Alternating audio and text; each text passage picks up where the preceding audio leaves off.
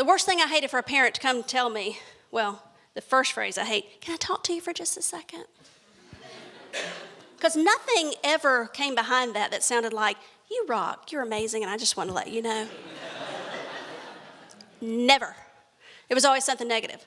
And the second thing I hated the most was, well, I talked to him about it, and he said, I said, let me stop you right there.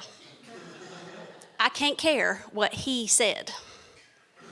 Can't care. You heard me right. My husband coined that phrase.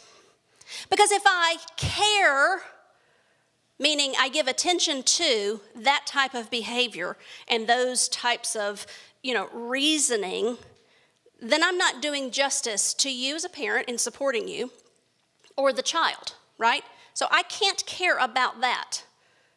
I need to care about their character development, right?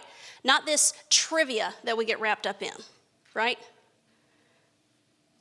How many languages they can speak, if they can say the alphabet, they can write their name, if they can read, great. That was my job. I got that. Can they sit on the rug?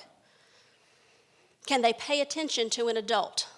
I have a friend, her children sometimes can be very shy, and she's adamant. Like, you don't have to be the most extroverted person in the world, but there is a time and a place where you're going to have to speak to people in public, and you need to make eye contact. Firm handshake, the whole bit. So her rule is, when they get kind of, not too sure about the situation, when we leave here, you better be able to tell me what color his eyes are, whoever they're meeting, which I think is a brilliant idea.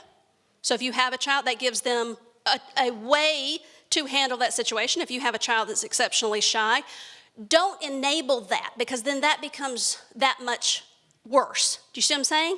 Recognize that that's an issue, and the kids are going to struggle with different things, but don't enable it and make it a bigger issue than it really is. It's just part of growing up for that particular child. But real life is they're going to have to talk to people. So to say, tell me what color his or her eyes are if they're meeting someone new, whatever, when we leave, that gives them something to do, that gives them a way to handle that situation. You are empowering them. You see what I'm saying? You are equipping them. It's not enough to just say, you've got to look at him. Don't give them, teach them, discipline them, show them how to do that. That's your job. Now, the funny part was, one particular situation, they left and he said, Mom, he had sunglasses on. But he was looking right. He knew that was going to come up.